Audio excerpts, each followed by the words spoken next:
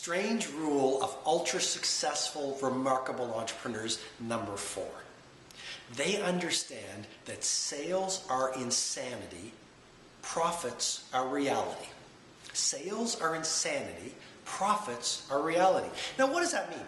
Well, you know, I go to cocktail parties sometimes when I'm speaking at a conference, and I meet a lot of the entrepreneurs. I work with a lot of entrepreneurs. A lot of my time is spent, in that market. And at these cocktail parties, you hear these entrepreneurs talking about the sales of their business. Oh, my business last year did 15 million. Oh, my business last year did 25 million. Oh, my business last year did 3 million. Oh, my business last year did $100 million. It's just cocktail language. And I think in many ways it's a battle of the egos. Here's what remarkable entrepreneurs have discovered. It's a brain tattoo.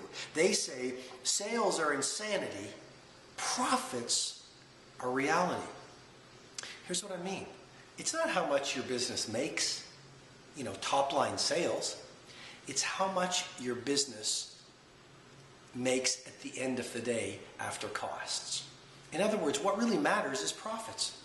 I was reading about a company the other day. They did over $100 million and their profits were below $2 million. Their profits were below $2 million. Why? Because they focus on top-line revenue and sales versus the actual profits. I don't know if I'm expressing this point clearly. I hope I am, because it's fundamentally important. Don't worry about the people who are saying we're making 5 million or 7 million or 20 million or 50 million or 100 million. A lot of those companies are actually not making profits. Focus a lot more not only on the top-line sales. Of course you want to grow that, but what really is important are the profits. At the end of the day, after your costs, what is the profit? That's the reality. Strange rule of remarkable entrepreneurs, number 5. It's a great one to help you get through these turbulent times in terms of productivity. This is more of a productivity idea of those 1% remarkable entrepreneurs. See, here's what ordinary entrepreneurs do. They say, I'll wait until I have the energy to tackle that difficult project which will grow our profits. Here's what remarkable entrepreneurs do. They say, I'm not going to wait for the energy to do the work. They say, I'll do the work to get the energy. It's a strange rule. It's counterintuitive. Very few people get this. When I don't have energy, I look at my to-do list and I ask myself, what's most difficult on that to-do list? And first thing in the morning when I'm most resisting it, I do that thing. I do the difficult thing first. Stunningly, it gives me energy to do other things. So that strange rule is a very powerful one. Don't wait until your energy to do the work. Do the work. Do your to-dos when you don't feel like doing your to-dos. It will reply you with energy. If you do this every day, here's what happens. It's the upward cycle of more and more energy.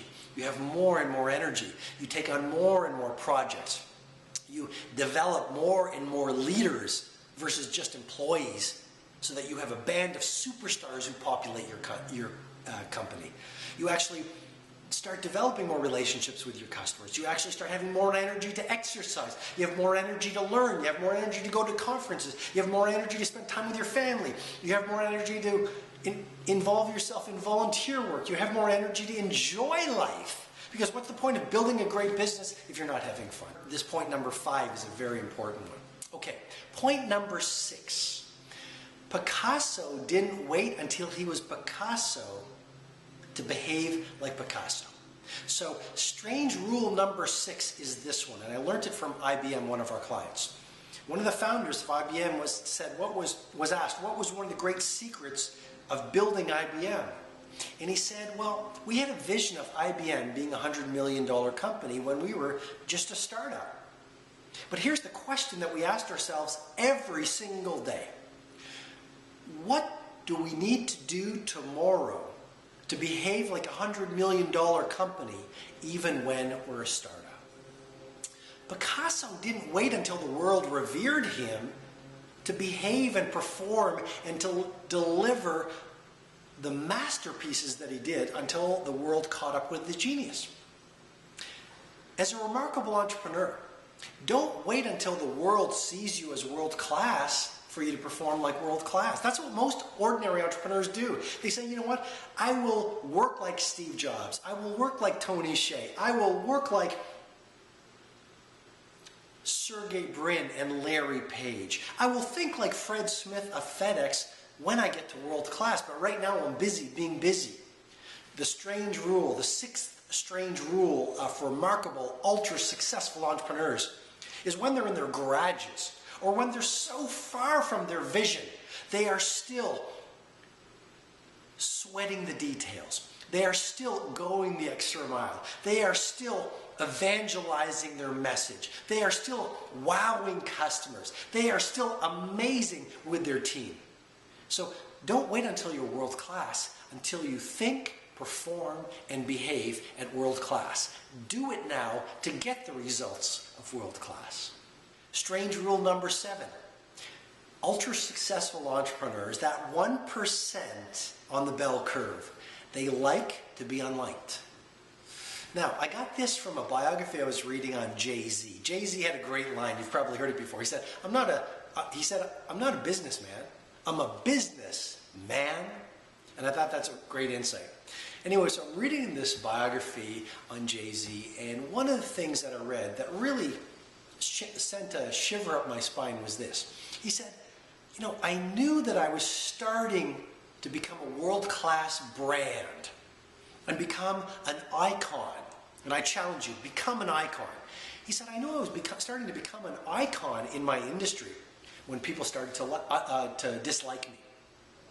And I thought that was an incredible insight, because what I've realized in my work with remarkable entrepreneurs, billionaires, super entrepreneurs for the past 15 years as their private advisor, is they have developed such a tough skin to the point where they understand that being unliked, being criticized, maybe even being hated by your competitors shows you that you're doing genius level work. I mean, the very nature of being a disruptor, the very nature of doing Apple level products, the very nature of being the absolute best in the world at what you do in your industry means you're going to disrupt the status quo. You're going to be a visionary. You're going to be playing at a level that your competitors are scared of playing at. Here's what your competitors do. They'll try to bring you down. Here's what the marketplace does. They'll try to bring you down.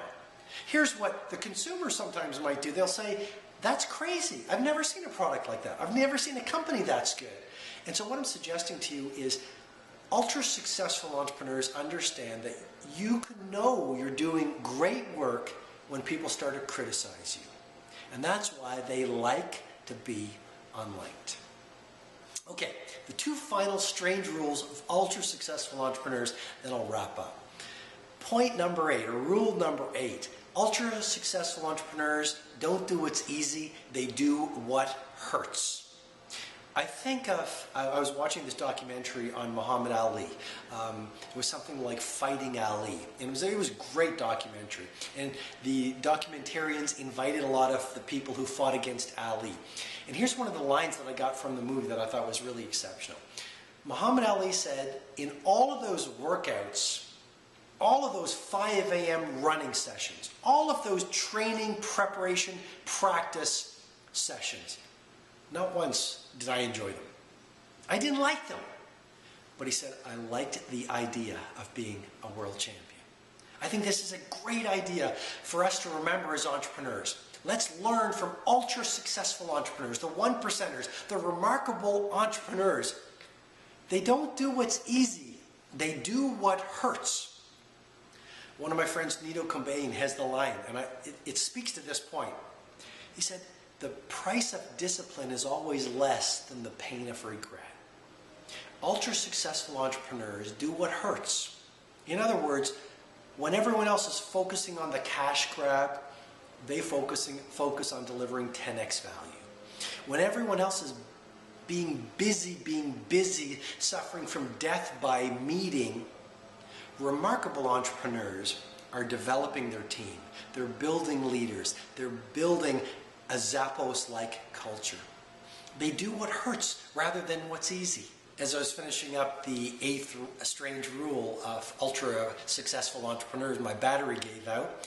So I had to go get it charged. Part of the realities of recording video in the world that we live in. But I'm back with the 9th strange rule of ultra successful entrepreneurs. And that final rule is this one. They love going slow versus going too fast. And what does that mean? It means that it's counterintuitive. It's a strange rule. What do most entrepreneurs, what do ordinary entrepreneurs do? They're looking for doing something revolutionary that will accelerate their profits, that will take their business to where they want to get it to, that will take their brand to a place called world class. What ultra successful entrepreneurs do that's counterintuitive, they understand that it's all about slow and steady wins the race. Remember the tortoise and the hare? We learned it when we were kids. The hare was fast, the tortoise was slow and steady, and ultimately won the race.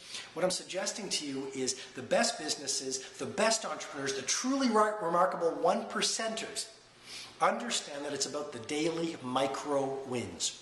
1% every single day over time leads to stunning improvements in the quality of your business, the quality of your customer service, the quality of your innovation, the quality of your life. 1% every single day leads to small daily improvements that over time lead to stunning results. That is one of the quote-unquote secrets to organizational change and to personal change. Don't worry about the big win. Don't worry about the revolutionary change. The little iterations, the little acts of optimization, the little tweaks and improvements each and every day eventually amount to a tsunami of success for you as a remarkable entrepreneur and within your business. Hope you've enjoyed this video. Hope you've enjoyed the strange rules. I challenge you and encourage you in the middle of all this economic messiness. Focus on these 9 rules. I know they're going to help you with your team. I know they're going to help you build a remarkable world-class business and ultimately help you build a better life and a career that helps you change the world. Thank you.